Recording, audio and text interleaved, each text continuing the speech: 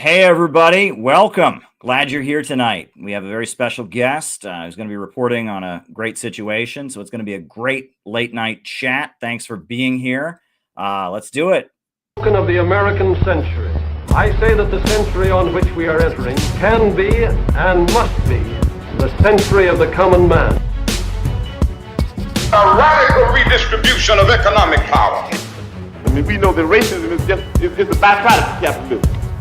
Everything would be all right if everything was put back in the hands of the people. We need a government that will make sure Americans are taken care of and organize the economy to serve the people, not the profits of a wealthy few. We now have the techniques and the resources to get rid of poverty. We got to start getting out there with the people. Get out of the movement and get to the masses. We need a government of action.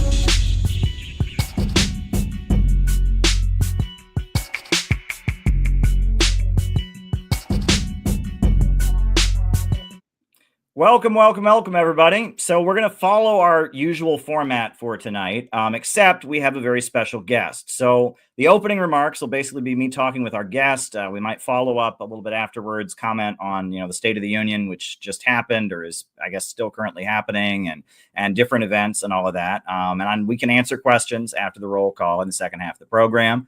It'll be first the opening, which includes the guest.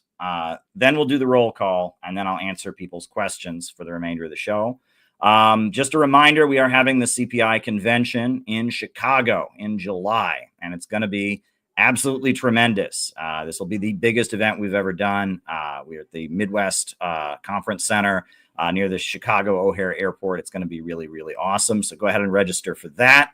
And like I said, we'll talk to our guest. We might talk a little bit further after that about opening remarks, then the roll call, then I answer your questions. So it is really a pleasure to bring on someone that I consider to be a very, very good friend and someone who has really passed on a huge amount of spiritual wisdom to me. And that is Reverend Milhan Stevens, who is currently the pastor of Boston Family Church. He was the pastor of Manhattan Family Church for a few years. That's how I got to know him here in New York City. But now he's moved on to Boston, and he's joining us to talk about very important issues. So do you want to introduce yourself, Milhan? Sure. Yes. So thank you, Caleb, for having me on your show. This might be the second time we've had some kind of show together. And so thank you for having me on. Yes, I'm Pastor Milhan Stevens. I've been a part of the Unification Movement / Unification Church since I was born. And I've been very happy with my experience in the church. And happily married with 3 children and serving in a pastor role, which has been always my dream.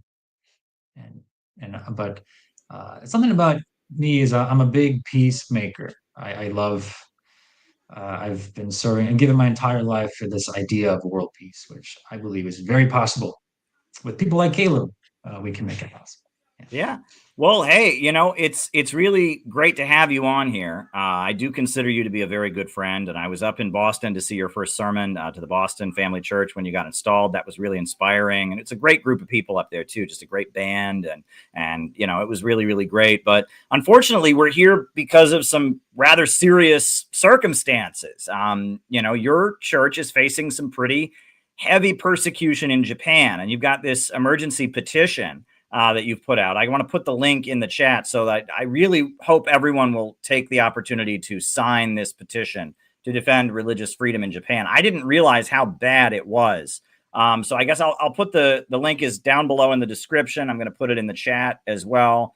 Here it is. I'll put it on Rumble. But I guess if you want to just go ahead and explain what is going on in Japan right now, what is happening to your church, just go start from the beginning, because many people have no idea about any of this. So go ahead. Yeah, thanks, Caleb. And, we're not unfamiliar with persecution.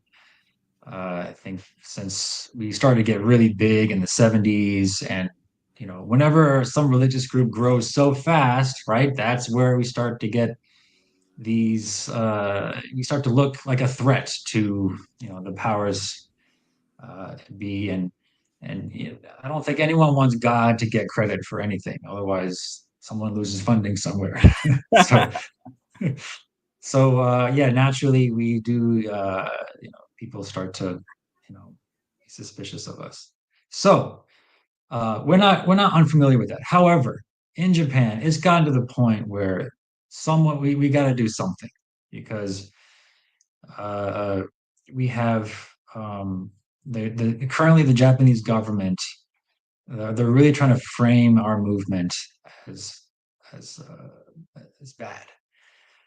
And so they have found nothing. We've done nothing wrong, and so what they're trying to do now is try to convict us of something, just making stuff up. It seems like, and I shared an article with Caleb before the show, and want to get his thoughts on it. And yeah, and this thing is they don't have. We've made no. There's no crime committed. Nothing. We're just a religious group that are really devout in our beliefs, and certainly we're very well funded and growing, and they've decided to take us out. They picked on us, and they're looking for a crime. They can't find it, so they're making stuff up, and nothing makes sense. And now this is clearly a violation against our religious freedom, and this does have, unfortunately, this has bad consequences for other religions too. Even I'm hearing that even Jehovah's Witnesses are being persecuted now, and other religious groups are being questioned. So I think if you believe that God is important, I think you should take a close look at what's happening now. And it really is an attack on God, frankly. I think these people, they don't just not like us. I think they're ready to go more than that. So we've been persecuted a lot in America at this kind of level too, and back in the maybe 70s. And so America, we were able to prevent it from happening, and we had a lot of religious leaders support us at the time, and we won the case, and we were able to solve it here. But in Japan, now it's coming up. So please take a look at it. There's the petition in the chat. Take a good, just see how we can help protect religious freedom, and let people like me just go back to work and help families, bring God in people's lives, and help make peace possible. Now, Paula White-Cain, who is Donald Trump's spiritual advisor, she actually made a video on this topic that you sent me. Is this a recent video, or it's from a few years ago, or? No, this video is a few months old. I think in December. Okay. But I think Trump was just elected at that time. Okay. But I think now her position is elevated quite a bit since then. So. All right, well, let's put it on. This is Paula White-Cain, Trump's spiritual advisor, speaking on this very issue. ポーラ・ホワイト牧師はドナルド・トランプ大統領の宗教特別顧問を務めました。そして信仰を持つ人々の声が政府に届くように尽力しました。ポーラ・ホワイト牧師は今年の選挙戦でも他のキリスト教牧師たちと共にトランプ氏当選のための祈りを捧げ、当選後も頻繁にトランプ次期大統領と面会しています。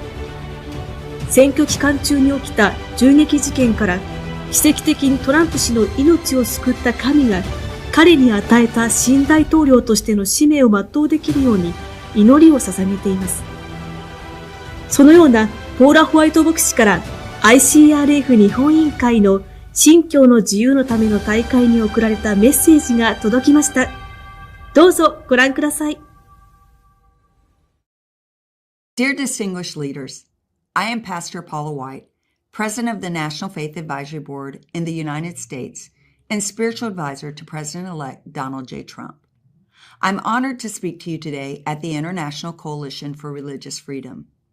I want to greet all the leaders and citizens of Japan and thank you for your strong support for the United States-Japan Alliance for Peace. Japan and the United States are very close and most critical allies to ensure peace in Asia and around the world. As you know, President Donald J. Trump was elected to a second term on November 5, 2024. He is the strongest advocate of religious freedom and will increase his unwavering support for religious freedom for all faiths and all people. President Trump was very close with Prime Minister Abe, who was the most courageous leader who strongly led Japan against tyranny in the world. We mourn his loss. Religious freedom is the foundation for all other freedoms. Japan is the United States' great ally, who we have the greatest appreciation for. However, concern has now been raised by prominent leaders around the world that believe Japan is not upholding its religious freedom commitment as a signer of the UN Human Rights Declaration. The United States State Department Office of International Religious Freedom, in its 2022 and 23 reports, showed serious questions that Japan, as a prominent world leader and great liberal democracy, is now violating religious freedom. Ambassador Rashad Hussain, the current U.S. State Department's ambassador at large in the Office of International Religious Freedom, noted concern about Japan in the Japan section of his 22 and 23 report. The report in 2022 stated that CAP-LC, a Paris-based United Nations NGO, submitted a series of statements to the UN Human Rights Committee that said that the Unification Church in Japan had become a victim of a campaign of intolerance, discrimination, and persecution in Japan since Prime Minister Abe's assassination. The church stated its members suffered attacks, assaults, and death threats as a result of negative media attention. The 2023 report stated that Japan deviated from the norm when it decided to dissolve the Unification Church without any criminal law being broken by the church. This year, on April 30th, 24, the United Nations issued a UN mandate through its rapporteurs on religious freedom and human rights, calling into question Japan's compliance with the UN Human Rights Declaration and the International Covenant on Civil Political Rights, to which Japan is a signer.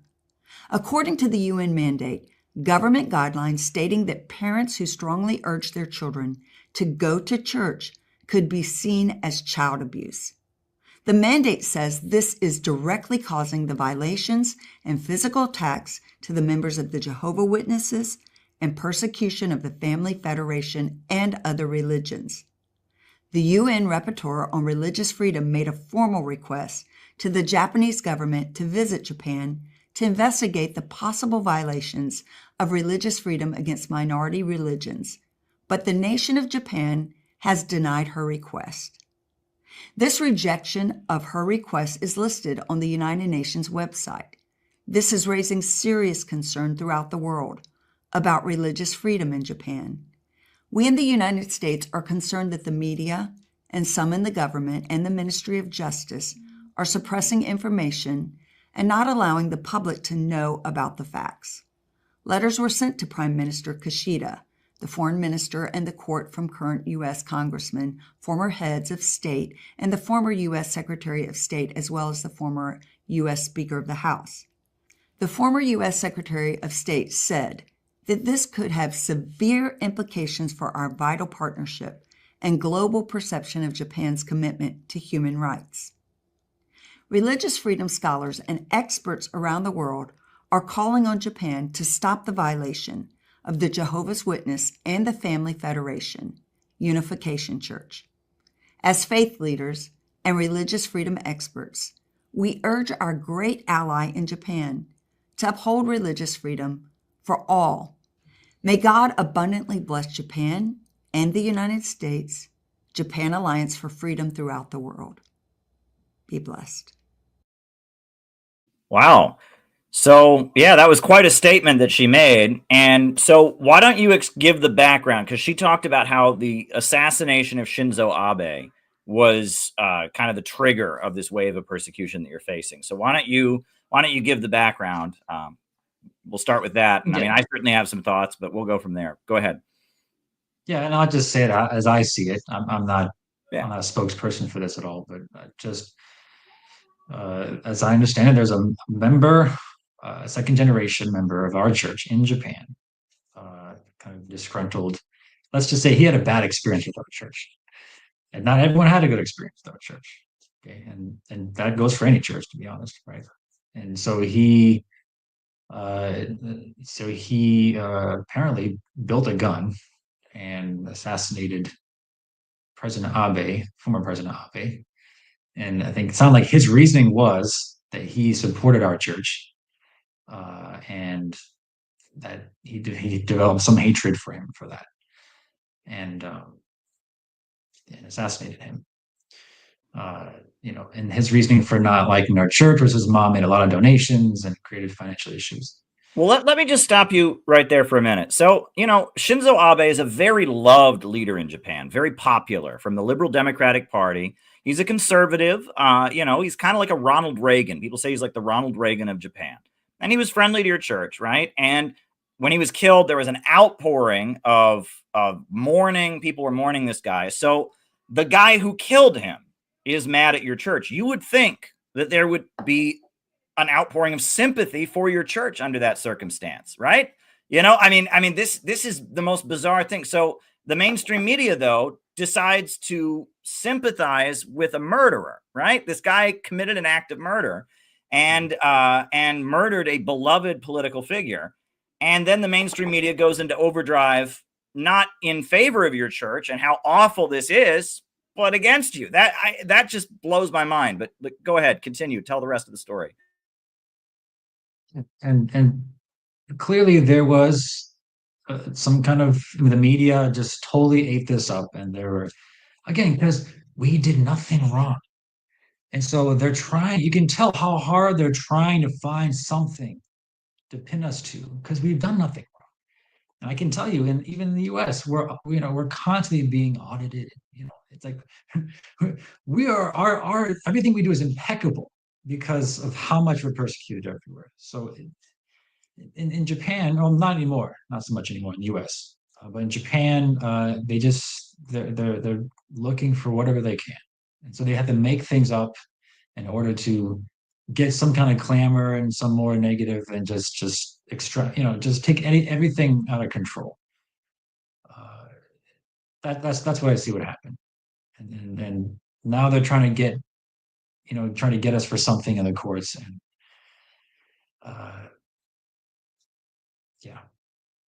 and that's, I don't know what else to say about that.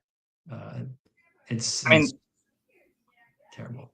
It is. It's absolutely terrible. And I personally, I know this is not your opinion, I'm speaking only for myself. I think the timing of Shinzo Abe's assassination is very suspicious, because it was right after the Ukraine war started, right? It was 2022, just after Russia's special military operation had begun. And Shinzo Abe, he's a liberal democratic, figure. He's kind of a conservative, but he was friends with Russian President Putin. And at the time the special military operation started, he wasn't supporting Russia's military intervention, but he was kind of saying, let's try to just negotiate a peace. Let's not blow up about it. He wasn't taking the Biden position of let's just go into overdrive against Russia.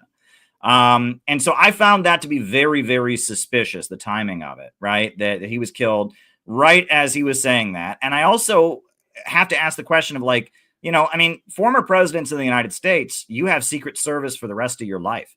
You are, so how was it that somebody was able to get so close to a beloved former president and shoot them with a homemade gun? I have questions about that, right? And then if you look at the fact that Donald Trump, faced 2 assassination attempts, on the campaign trail this summer, one of which was by a guy who was a Ukraine activist, this guy Ryan Roth, who was a convicted felon who had gone to Ukraine, was involved with recruiting people to fight in Ukraine, came back to the United States, and then found his way to Mar-a-Lago, where he set up near Trump's golf course, and was apparently he was there for hours. No one noticed him with his gun and everything, and he came very close, right? And there was the other one who shot Donald Trump in the ear, and we don't even know what that guy's backstory was, that we never even heard. I find this all to be very, very suspicious, right? And the Ukrainian government has this list of people that they consider to be information terrorists. It's like a list that they've published, and a number of people on that list have been assassinated. And assassination seems to be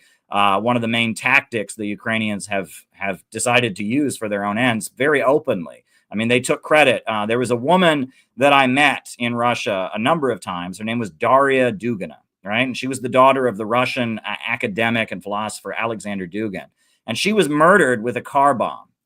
She got into her car and there was a car bomb in it, and she was blown up in August of 2022, around the same time that this happened. So I ask questions, right? I don't see, this is happening in a vacuum. Obviously, I mean, for all we know, I guess on the surface, this guy is just an angry ex-member of your church, right? And that's all we really know. And you can't say anything you don't know.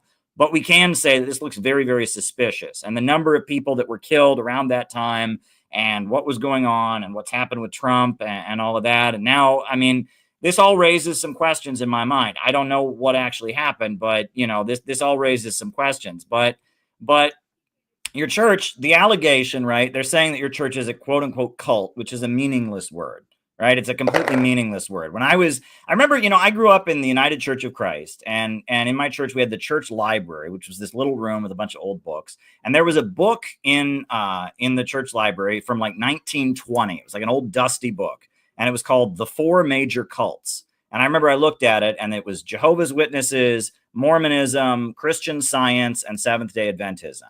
And when I read that book, like the definition they had of cult was small religious group. Kind of like my wife speaks Spanish. The word they have is secta, which means sect, like small group, right? And in most languages, they have a word that just means religious group that is very small, right? That is kind of an outlier, right? They're kind of a very small religious group that is somewhat at odds with the rest. There's wings of Islam that are like very small. There's wings of Judaism that are very small. They say secta or sect. But in America, the word cult has taken on a whole different connotation, right? Because people refer to groups that are not religious as being cults, right? And it's just a label that they throw on people, and I mean, I've had that label thrown at me, right? And our event that we had in Minneapolis, I don't know if you saw the video. You did see the video. I know you saw the video, but yeah, there were people outside with signs, cult, and we're not even a religious organization. And it's taken on a whole different connotation where they throw this label onto some group, and then that makes persecution okay. And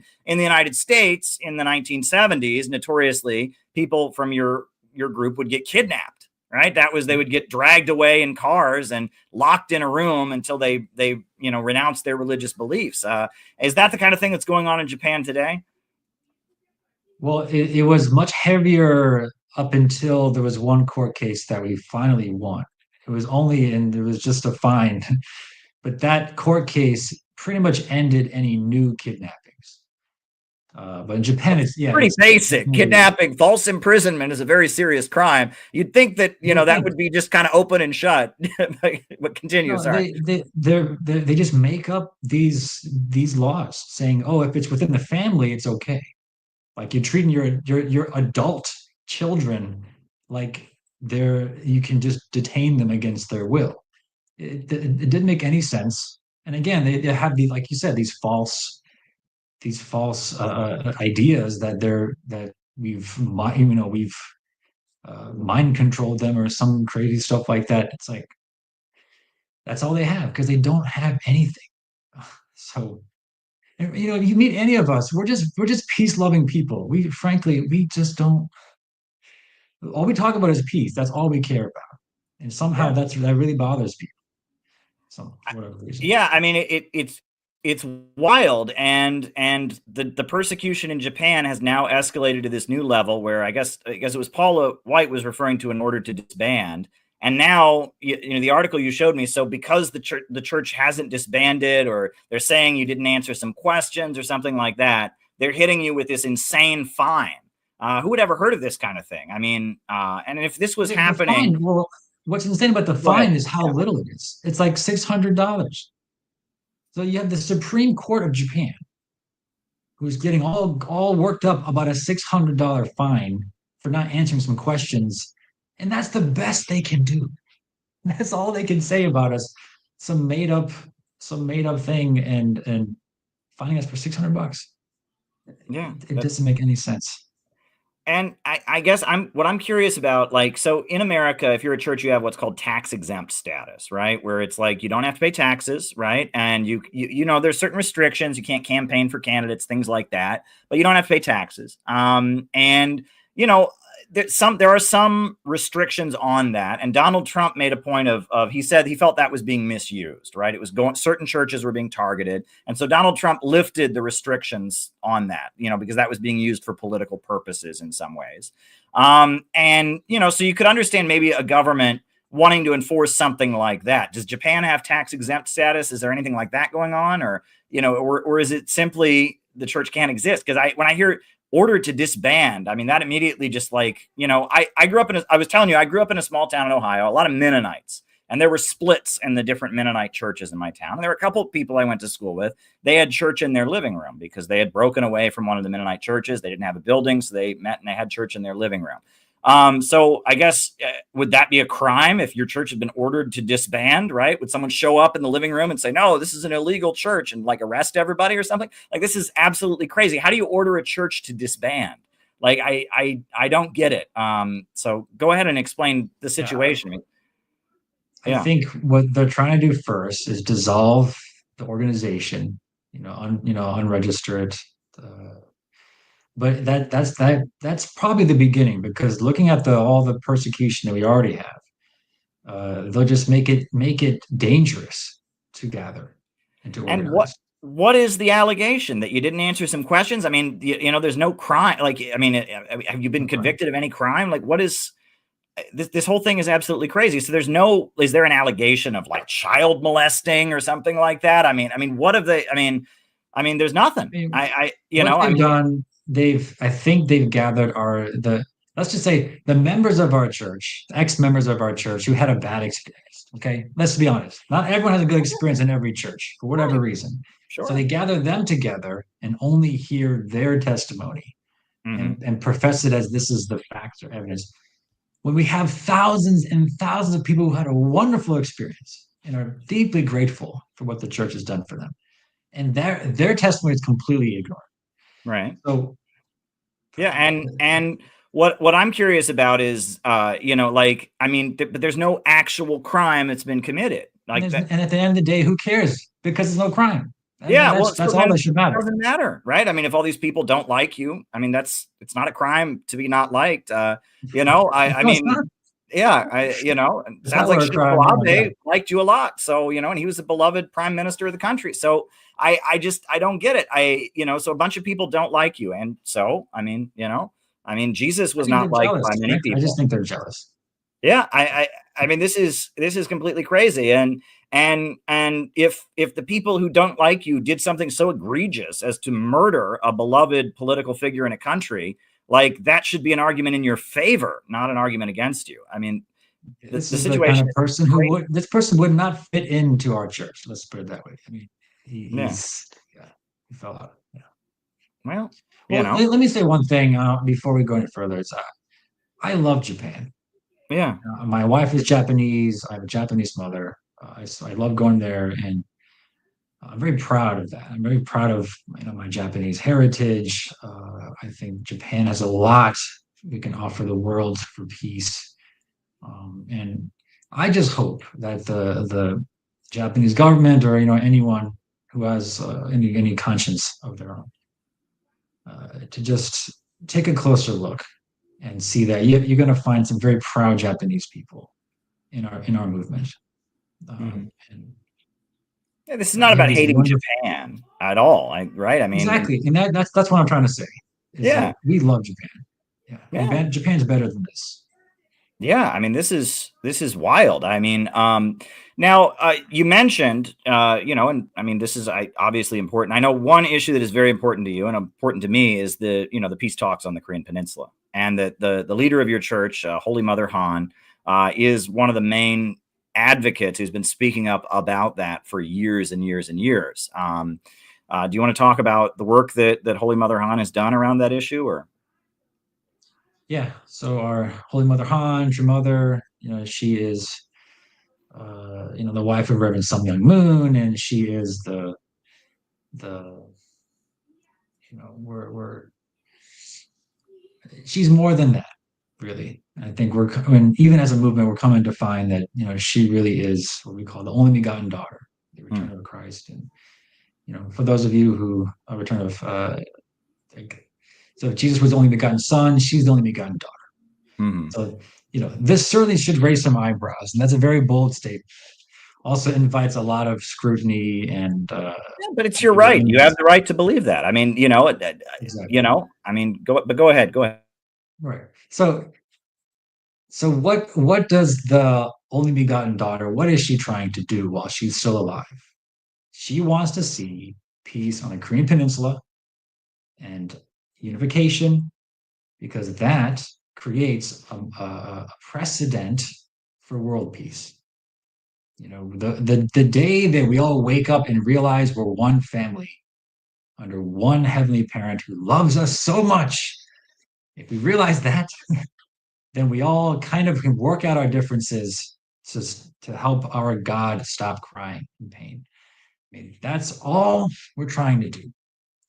And that this teaching is very compelling, and a lot of people have been joining and wants to be a part of this, or even just take the teachings and apply it in their lives. And so, but the Korean Peninsula, this is where we have made a lot of inroads, and there's frankly. We have even a very good relationship with North Korea. And that raises eyebrows again. It's like, what is going on here? So there's a lot of things that we do that maybe people from the outside don't understand. But at the root of it is really building relationships to make peace. And even these mega projects, we're building an enormous, beautiful building that's kind of modeled off of the Vatican, creating a mecca of sorts, a place where a lot of these peace talks can happen, and that where world leaders can come and help Korea become the peace nation of the world. We even talked about advocating for the UN, another UN office to be there too, so that because this is a place where there's a lot of different cultures interact there. You've got the East and the West kind of, on this peninsula. So what a great opportunity to really make peace. Yeah, well, no, Gabby is in the chat. Gabby is a leader of CPI in Chicago, and we were just in Minneapolis for our workshop, and so we went and visited Minnesota Family Church, right? And that was really great. And I was actually impressed. I met somebody at Minnesota Family Church who is a church member who's been to North Korea 3 times, he said, and that a number of your church members have visited North Korea. Reverend Sun Young Moon and Mother Moon also visited North Korea a number of times, and that I mean, it's widely understood that when Donald Trump went to North Korea in his first term, that was a result of years and years and years of work by your church, right? I mean, your church owns the Washington Times, which is a really important Republican Party newspaper. And the Washington Times is the only English language newspaper that ever interviewed Kim Il-sung, the founder of North Korea, from what I understand, right? They published an actual interview with Kim Il-sung. And that especially in the 90s, the church was very financially involved with North Korea, even though Reverend Sun Young Moon was tortured in North Korea. He was arrested and persecuted and imprisoned in North Korea, fled to South Korea, became a very fanatical anti-communist, right? Built an anti-communist movement, had all kinds of rallies against communism. But after the fall of the Soviet Union, he said it's time for reconciliation. And he said that reunification of Korea would not happen in a military way. It wouldn't happen with a war. It would happen through reconciliation and forgiveness. And he then took that step toward reconciliation and forgiveness by going to North Korea himself. I mean, and that's very amazing history. And I look at that and it gives me a huge amount of admiration, and I see that. And that's why I have to put what's happening in Japan right now and what happened to Shinzo Abe and what's happening to Donald Trump. I have to put it all together. I mean, maybe I'm being a little bit schizophrenic and trying to link all kinds of things in my mind that aren't necessarily linked, but I see it as all connected because we're undergoing so many big changes in the world today, right? And I see you as on the right side, and I see Hak Jahan, Mother Moon, I see her on the right side as well. And I see Trump and Paula White is on the right side here. And I see the forces of evil just like seething in anger. Like, this can't happen. We cannot have peace. That's what it looks like to me. I mean, and Trump being shot at and everything that's going on.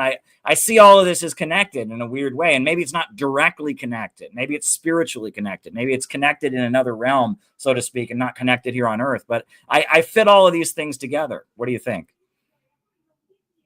I think if we believe there's a God, yeah, and you consider what does God want?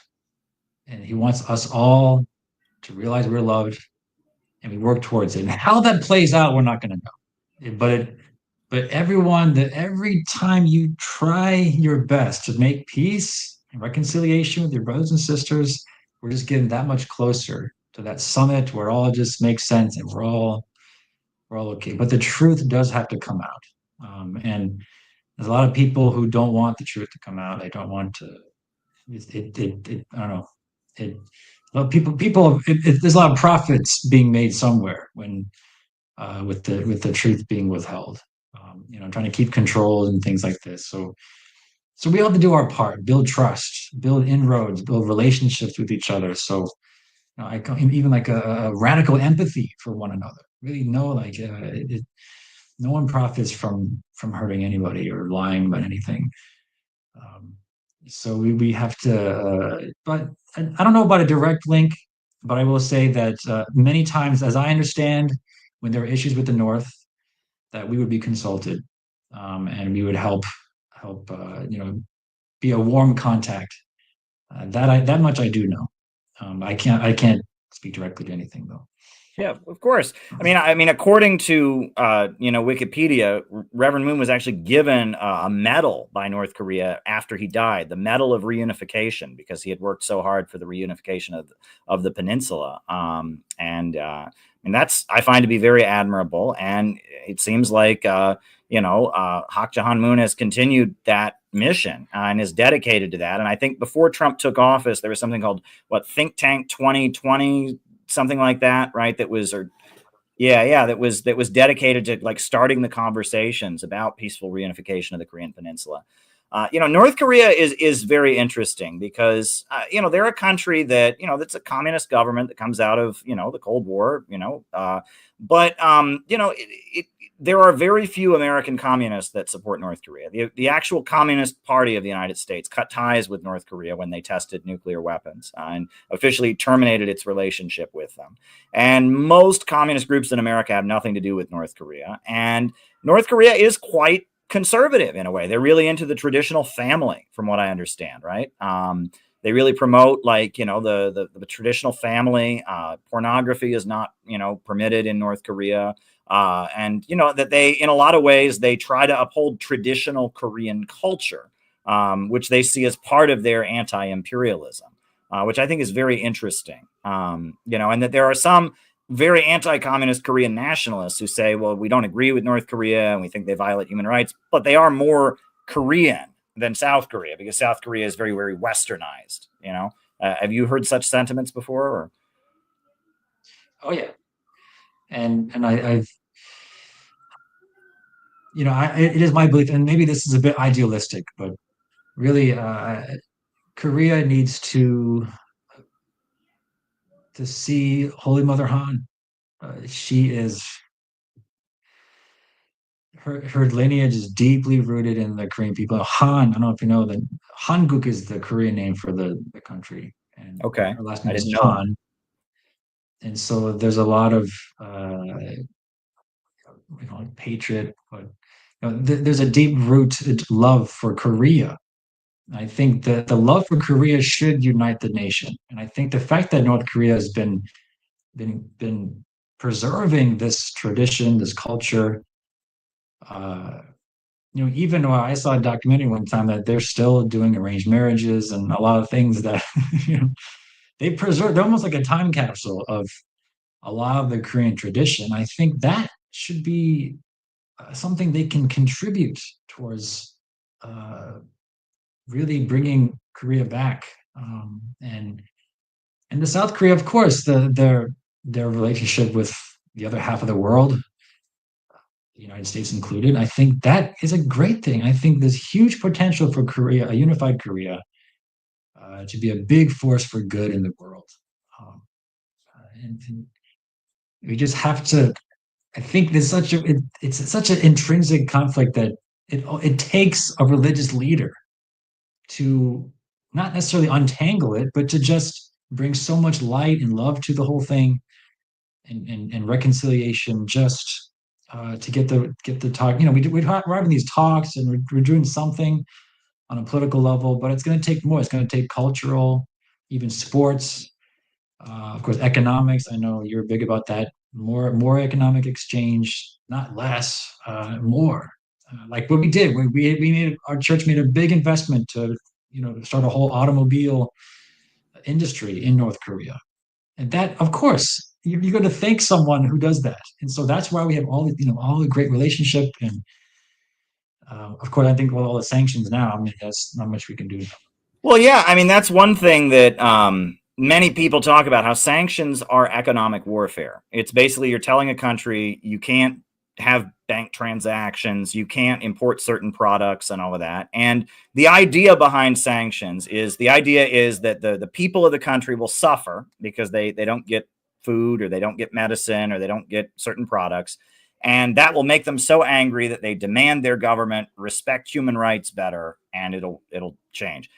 No one has ever shown me a single place in the world where that has ever happened, where a country, they put sanctions on them and the people were mad at the government for violating human rights because of the sanctions. So they forced their government to be better. It's ridiculous. Sanctions are just about isolating a country, pushing them off the market, making sure that they're not a competitor. And it doesn't improve relations. The idea, we're going to sanction this country and then they'll be nicer to it, that they'll have a better relationship, they won't do the things we don't. It doesn't work that way. If you cut somebody off, if you're not doing business with somebody, why should they listen? Why should they care what you think? Right? But if someone's your major business partner, then yeah, you're going to want to keep them happy and all of that. But if a country is just completely cut off and isolated, why should they listen to you? I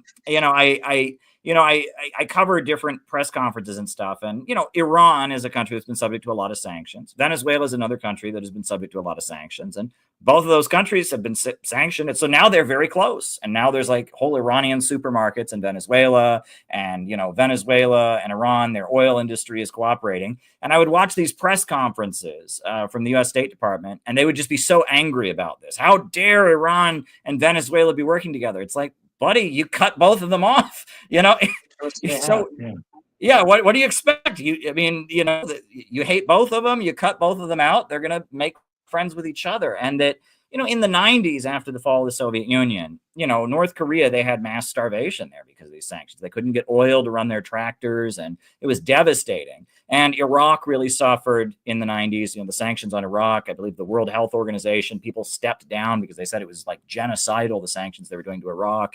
And Cuba really suffered. They only had electricity for like 3 hours a day because the sanctions was very bad in Cuba. But that was the 90s. But nowadays, you've got Russia and China that are independent again. You got the BRICS countries, the BRICS alliance. And part of the rules of the BRICS is if you join the BRICS, you can't participate in sanctions on any other country that's part of the BRICS. And so if a country gets sanctioned, like North Korea right now, they're actually doing pretty well. They have a housing boom going on. They're building new housing and all that, because it's like, okay, they can't trade with the United States. They can't get dollars. They'll trade with Russia. They'll trade with China. They'll trade with Venezuela. They'll trade with Iran. And so the USA doesn't have the ability to just kind of kick countries out of the world economy like it used to. And if anything, it's leading to America getting isolated. There's this whole new BRICS economy in the world, and we're not going to be part of it. We're too busy, playing whack-a-mole and trying to beat down this country and this country and this country and this country. And it's leading to a situation where all the countries that we've decided to kick out of the world economy are just trading with each other, and we're getting locked out. And that's one thing Donald Trump said on his campaign trail that I really agreed with, was the dollar could lose its value. Right now, the reason that the USA is one of the richest countries, probably the richest country in the world, is because our currency, the dollar, is very, very valuable because people use it all over the world. And there used to be the petrodollar. People had to buy oil in dollars. And the more people who use a currency, the more valuable it is. But these sanctions are making a situation where less and less people are using the dollar. And a crash of the dollar would be devastating. We're already dealing with rapid inflation where a dollar doesn't get you what it used to. But if the dollar were to crash, I mean, we would be devastated. Our living standard would drop very dramatically. And, I understand, Russia and the United States are negotiating right now in Turkey, in Istanbul. And I understand that the BRICS is one of the issues that has been brought up. Now, that's been leaked. I think that's very interesting. I did not know that. And that's not officially been confirmed, but supposedly they are talking about the BRICS and the sanctions. And there's talk of sanctions relief, in the works. And I'm going to show a video about that later in the broadcast. But, things are moving in a very, very exciting direction. And Donald Trump, I think at this very moment, he might still be on a stage where half the room is booing him. I saw the beginning of his State of the Union. There was an older congressman from Texas was waving his cane around and they dragged him out or something. And I mean, this is intense. I mean, I have never seen this level of political polarization in America. This new administration is coming in there, making a lot of changes, a lot of which I agree with. I think are good changes, defunding USAID and moving toward peace with Russia, et cetera. Not everything I agree with. I'm not happy about federal employees losing their jobs, but a lot of things are changing very rapidly. And I mean, I had a feeling in July. I said things are happening really quick. Something really, really exciting is in the works. And I think this is further confirmation of it. And I hope that this horrendous persecution your church is facing in Japan can be brought to an end. I mean, do you feel the same way? Do you feel like we're in the lead up to something big in the world? Yeah, I think that in some sense, our growth in Japan is it's inevitable that we're going to come to this point where people are going to have to recognize or decide, are we a good thing or a bad thing? I think we're a great thing. And unfortunately, Japan won't really listen to us or listen to the Japanese people either. But they will listen to the United States. And this is why this petition is so important right now, just to help our elected officials to see this as a serious problem. And frankly, I think America does well when we, I know Trump said this, right? He wants to, he's a peace for the world, something along those lines. I think he said even in that interview or that talk. And I think America is at our best when we try to make the whole thing work with ourselves in that world too. And I think this is hopefully something we can agree on. That maybe whether you're on the left or the right, the religious persecution that's not cool. So no, it's not. It's not cool. So I really hope people take the time to go sign this petition. Please go sign this petition right now.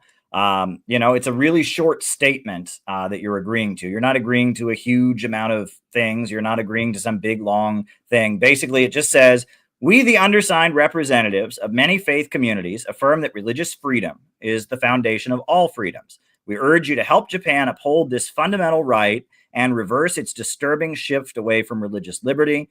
The U.S. State Department's 2023 report on international religious freedom stated that Japan's request for the dissolution of the Family Federation marked a deviation from the norm, as previous revocations have only ordered following violations of criminal law. The churches and religious movements that are being attacked have not violated any criminal law. That's all you're saying, that basically, because the Unification Church hasn't broken any law, that the government of Japan ordering them to disband, that shouldn't be going on, right? And that's what the U.S. government, you're agreeing with the U.S. State Department. They're saying that shouldn't happen. So you're not signing on to any wildly radical statement by saying that. I think it's basic common sense. I think everyone who's a patriotic American who believes in freedom of religion should sign this document.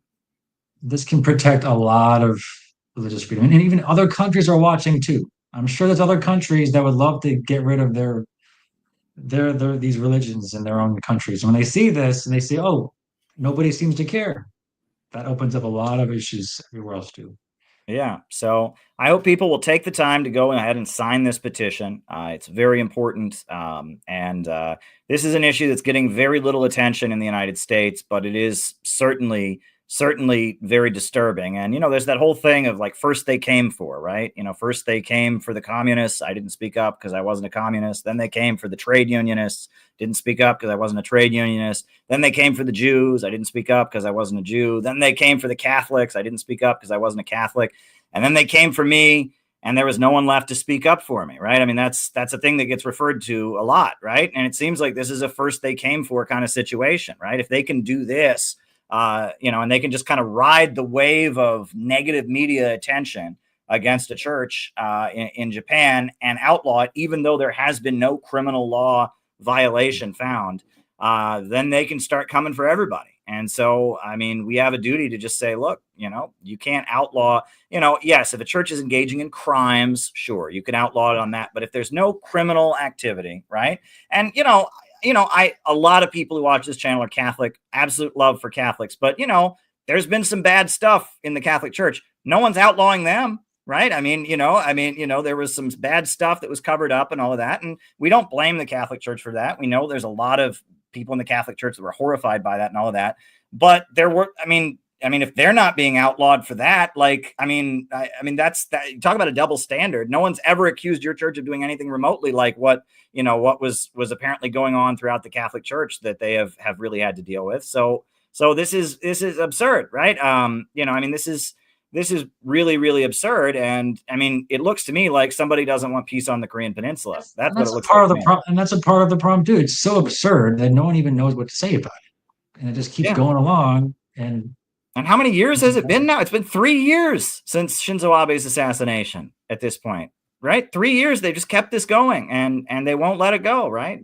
This church may not exist, I mean, it's very wild. When somebody is subjected to that level of singling out and persecution, I just feel like on some level, you as a person, you should be asking, what do they have to say? Right? They must be saying something that is, maybe it's wrong, but it's really important in being wrong, right? Because it's like, if people are going out that far out of their way, that's what I tell people about me too. Like, the fact that we had our event in Minneapolis and there were 15 people outside screaming crazy things that didn't make any sense. It's like, I must be doing something important to be that important. We have a, and it's a compliment. It's so one-sided. It's so one-sided. They don't want to hear, like, you can attack someone and not let them speak. Yeah. I mean, there's something definitely wrong with that. I mean, come on. Right. And if your church wasn't doing something really, really important, no one would care enough to, file all these criminal motions and go out of their way to persecute you in this way. You obviously are doing something that really, really matters. Supreme Court attacking for, $600. It doesn't, clearly there's something else that they're really after. Yeah, there's something going on here. And again, it kind of makes me think that people should see what you have to say. People should give you a listen. People should look into what you're doing, because clearly you're doing something that makes, that somebody in the power structure is really determined to suppress. So, I thank you for taking the time to come on here. I know you're a very busy man, and you're running the church up there in Boston, and you're raising 3 kids and all of that. And so thank you. I really do appreciate you coming on, and I consider you a friend. And, you were at our event in DC. You gave a great presentation. And that was really tremendous. And, and you all were really helpful with our Peace MAGA operation when we had the Trump Kim banner here in Manhattan. That was a proud moment for CPI. So thank you. Thank you. We can do that again. Yeah. Yeah. And I know it continues, right? I mean, obviously, the world is oddly divided at this time, right? There are odd divisions in the world. And, what you call yourself, right, is becoming less and less relevant, because there's all kinds of people calling themselves all kinds of things. But there are forces in the world that are very desperately moving against peace right now. And there are forces in the world that are very, very much on the move and advancing, that are advocating peace. And I consider you and your movement and CPI and our movement to be on the same side. So there you go. There I'm at. I will say, somebody did send a super chat. Victor Garcia Joffrey says, this is what they accuse China of doing, but because it's Japan, they give it a pass. What do you think of that? Yeah, I think so. I think double standard, right? Yeah. Let's get it straight. Yeah. Yeah, and like you said, no hatred for Japan. Right? Japan has a beautiful culture and a beautiful history in a lot of ways, and all of that. But this is not a good moment for Japan. This is Japan embarrassing itself and doing things that are not consistent with the values they claim to espouse. Right? They claim to be a liberal democratic country. Right? They took the rays off the flag. They said we repudiate the stuff that went on in World War II. We're a new country now. They've apologized for their crimes against the Chinese people and the Korean people and such, and that this isn't who they're supposed to be according to their own constitution. So they can do better than this. They can do better than this, right? Yeah, I believe so. Very good. Well, thanks for coming on, Reverend Milhan. It's always a pleasure to have you on here. And thank you, Caleb. Yeah, keep going. Don't give up. And same for you. Same for you. All right. Thank you. And have a good night. Great. Well, thanks everybody for being here. And I'm going to keep going. We got, some different world news events that are happening to touch on. I know Donald Trump just gave his State of the Union address, and I saw the beginning of it, some of it, while I was preparing for the stream tonight. But I did want to reflect on a couple other world events that are happening. The first of which is I want to show you, this is directly related to our community and everything going on. You all know that for many years, I was a reporter for RT. Now I can't legally do that in the United States right now. I do different journalistic work and I'm okay, but you can't have an RT reporter in America because of the sanctions. Well, this is a video that just came out, this was an RT segment. RT is a TV network from Russia. And this is a segment that was just on RT. I just want to find the video where Ben Swan talked about a petition that he took to the U.S. government. If I can just find the video. There we go. All right. So this was today. Ben Swan, who is an American journalist, he's covered the Pizzagate controversy, and he's covered Donald Trump's peacemaking efforts and stuff. And this is a segment that Ben Swan recently did. Here we go. I don't care what people think about RT. I don't care how they feel about news from around the world, whether it's the BBC or it's coming from Al Jazeera or it's coming from CBS or CNN. In our country, in the United States of America, we have a very simple principle. The very first amendment to our Constitution, the very first right in our Bill of Rights is the right to speak freely without government interference and the right to a free press. Free press, by the way, does not mean professional press. It means that you have the right to publish ideas that go against what the government believes, and the government has no right to get in the way of that. That is one of the founding principles of our country. So when we hear all day long that we have to support the Ukraine war and support Zelensky because he's the one bastion of democracy in the far eastern part of Europe, and yet we have to defend that while sacrificing our own democratic principles, sacrificing our own Bill of Rights here in the United States, is ludicrous. And Ben, what are the chances, what's your sense that the Trump administration will actually review the sanctions? I believe it's going to happen. I believe that it's happening even now. And I would make a prediction here on the show. You can have me back on, tell me if I'm right or wrong, that within 2 weeks' time, I'll say it right here, there's going to be a move to remove those sanctions. That's Ben Swan saying that he believes that within 2 weeks' time, RT will no longer be illegal in America. I like the sound of that. I mean, he said that. I don't know what he's basing that on, but I trust Ben Swan. Ben Swan's a smart guy, and I feel like he knows something there. I mean, maybe I'm wrong, but the fact that he's saying within 2 weeks' time, RT is going to be legal in the United States again, that's something I like to hear. So that shows you, again, there are big forces in the world right now that are contending. I know everyone's watching this State of the Union address, so this isn't going to be the biggest live stream we've ever done, but people will watch this afterwards. That's fine. But wanted to say a couple things while we're here. First of all, I did want to say that today there was a move in a negative direction by the Trump administration. Right. And look, we're not blind Trump supporters here. Right. We can be critical of Donald Trump, and that Donald Trump and Marco Rubio made the decision to designate the Houthis of Yemen as terrorists And that wasn't the right move. I don't consider the Houthis of Yemen to be terrorists. I consider the Houthis of Yemen to be a movement of very, very poor people in one of the poorest countries in the world, fighting for their national liberation and fighting for economic development. And the fact that that Trump went ahead and designated the Houthis as a terrorist group, I don't think that was a good move. I have actually written a book about the Houthis. Who are the Houthis? What are they fighting for? I think the Houthis, and they really represented the conscience of the world when they, enforced a naval blockade of Gaza, or a naval blockade of Israel in support of Gaza. They represented the whole world. So I didn't think that was the right move from the U.S. State Department. And I hope that they will, again, move to rescind that designation. I've said before that the law through which the U.S. government can designate somebody a terrorist, that law is not, it's not a good law. It's called the Anti-Terrorism and Effective Death Penalty Act. It's a law passed by Bill Clinton that gives the U.S. government the ability to designate any organization or as a terrorist organization, as a designated foreign terrorist organization, FTO.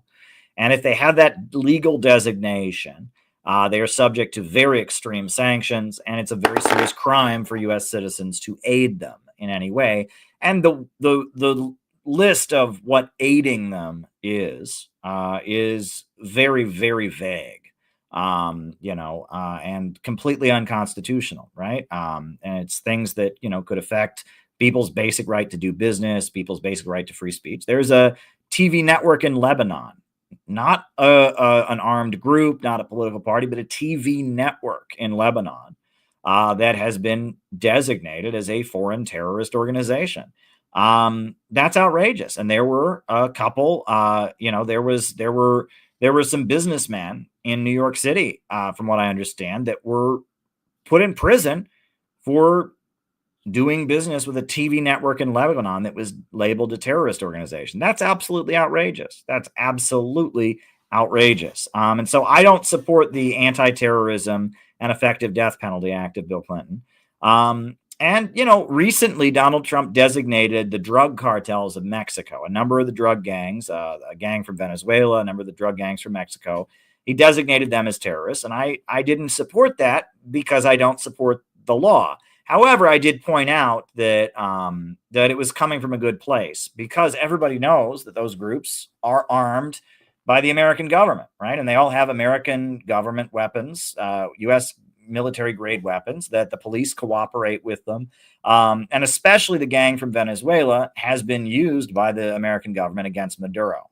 They've armed them. They've tried to organize coups against the Venezuelan government using that gang in particular. So designating them as terrorists prevents the U.S. government from being able to utilize them in that way. So I thought that designation from Trump actually came from a good place, but I didn't support what he did about the Houthis. I think the Houthis are representatives of the Yemeni people in their struggle for national liberation. I think that they stood up for the Palestinians. They enforced a picket line in the Red Sea that if you keep bombing Gaza, no one trades with you.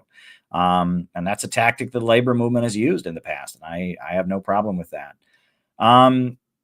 So I know Donald Trump's State of the Union is happening and continuing, and we're kind of competing with that. So I don't expect the numbers to be huge tonight.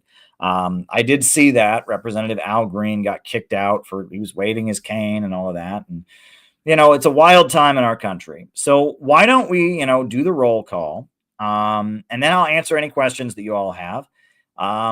And then after that, I will say goodnight, basically. So let's do the names and locations. Roll call. Names and locations. Names and locations. I will call you all out as I see you. Names and locations. Names and locations. Who is with us tonight? Names and locations. It just ended. Well, maybe people will trickle in. Will trickle in. Names and locations. We got Ryan in Kansas City. Welcome, Ryan. Good to have you with us, Ryan. We got Jacob in Wisconsin. Welcome, Jacob. Good to have you with us. Good to have you with us. Welcome, Jacob. We got Bob in Troy, New York. Very, very good. Very, very good. Jacob in Wisconsin. Tony in Tasmania. Rice from Adelaide, Australia. Good to have you with us. Names and locations. Names and locations. Good to have you with us. Good to have you with us. Names and locations. Names and locations. Who is with us tonight? Names and locations. Names and locations. Names and locations. Who is with us? Who's with us? All right, Chris from Scotland, Patch in Arizona, Tony in Tasmania.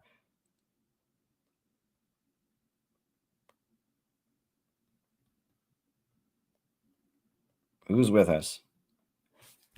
Who's with us? Names and locations. Names and locations. Who's with us tonight?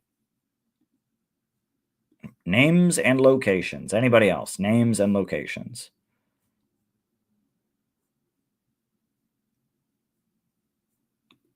All right. I think that's everybody. Oh, Philip in Brooklyn. Welcome, Phil. Good to have you with us. Good to have you with us. Names and locations. Colin in Greensboro. Welcome, welcome, welcome. Good to have you with us. So, Alex in Brazil. Good to have you. Good to have you. Yeah. So, we already reacted to this super chat. So here's what I think I'm going to do.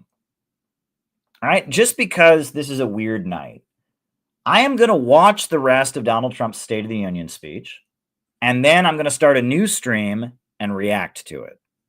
Just because I think that'd be the best way to do this. So I'm going to go watch the speech that just happened, and then I'll do my reaction. How's that sound? There you go. That's what I'm going to do. I'm going to end the stream now, and then I will, in an hour, give a reaction to Donald Trump's State of the Union speech. How's that, folks? I think that might be the best thing for me to do right now. So yeah. So I'll be back. I'll be back in an hour with my reaction to Donald Trump's State of the Union speech. And then I'm going to bed. So there you go. All right, folks. So I'll be back in an hour. This is a little bit interesting. Just FYI, Trump's speech sucked a lot of... Oh, boy. Well, I saw like the first 15 minutes of it before Milhan and I started our interview. So, yeah, this is going to be interesting. But all right.